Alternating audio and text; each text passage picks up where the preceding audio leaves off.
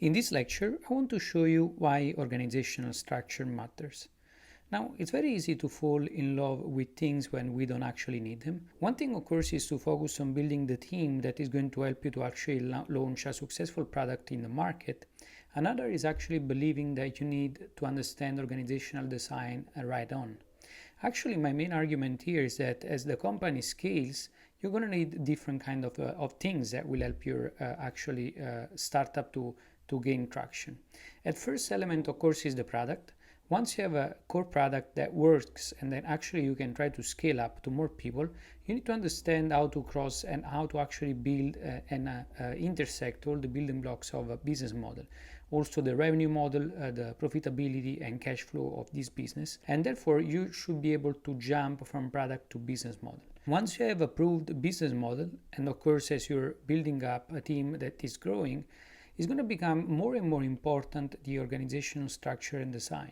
In other words, when you're passing from, let's say, startup to becoming a larger company, a larger organization, and you go into the thousands of people, then at that point actually becomes extremely important to understand how you can leverage organizational structure and design to make your business model viable at that scale, because otherwise the risk is you're going to end up failing your own product and business because actually you're not going to be able to sustain the scale of your organization. The first element where you want to focus your attention on when you're building a business from scratch is the product.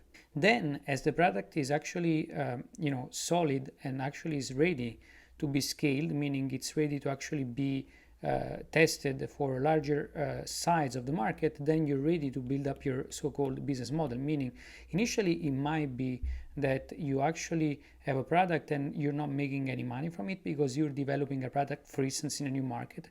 But once this product is ready for scale, then you want to make sure that you can build a business model on top of it. And that's a core difference to understand, because otherwise you're going to confuse a product for a business model, and that's a mistake because a product in many cases might not end up actually giving you the chance to build a business model on top of it. Once your business is scaling, then we look at organizational structure design, which I think it falls into the family of those disciplines that you need to understand when actually you're trying to build a larger organization. So that's why here you have organizational structure, financial structure, and business processes. Those are all things that you do want to understand once you're moving out from the product and business models architecture.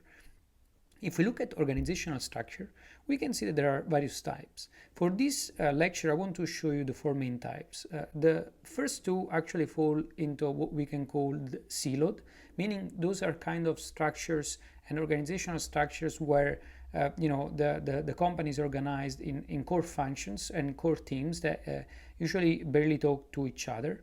And then we have a more open organizational structure that instead actually fall more into the kind of organization where those even a team that work on different projects, they tend to actually talk to each other much more, so that they tend to work with each other on several kinds of objectives that the business has in the long run. When it comes to the siloed side, we have the two main kinds of organizational structure.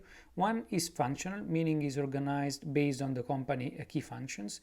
The kind of really more traditional organizational structure where you got the CEO, and then after you got the departments, and on each department you got the senior managers, and below the senior managers you're gonna get the junior managers, and so on and so forth. Vertical, where you actually get those functions, and you get well-defined functions and teams that usually barely talk to each other. So that's why it's siloed. And of course, those main top managers and executives that will report to the CEO of the company.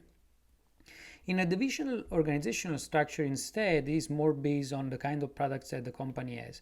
Of course, on top of it, you still have the CEO of the company that organizes and coordinates, like the CEO and the executive team, which still organize all the various functions. But here, it's more organized for the product. Still, also here, it's a siloed organizational structure because the team are actually working separately on product. There is a little flow of information between the various teams that are working on those products. A third kind instead of organizational structure is so-called the matrix, which is based on so-called cross-functional teams and functions. This gets more interesting because actually this kind of structure, you get managers which are functional managers, meaning those will coordinate projects which can have inside several products or several objectives, and therefore the key ability of the functional manager is to actually coordinate various departments and therefore make sure that those departments talk to each other.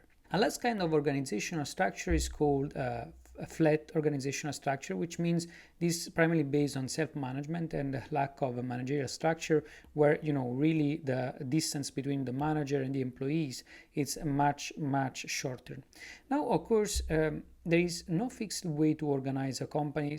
In some cases, companies prefer a siloed structure. Some other cases, an open structure. But in most cases, especially for a larger company, usually you get really a mixture of the two. So you get hybrid model where usually often you get functional and matrix, visional and flat, and so on and so forth.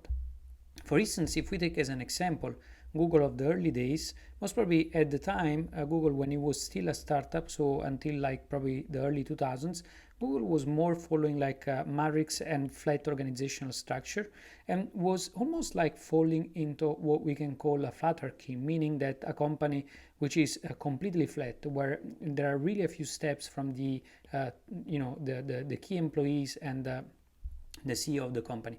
Of course, this kind of structure works in a startup where the employees number is limited, because you can keep it flat and still be extremely efficient, and you can keep it you can actually bring it to the extreme of organize it into a so-called flatarchy.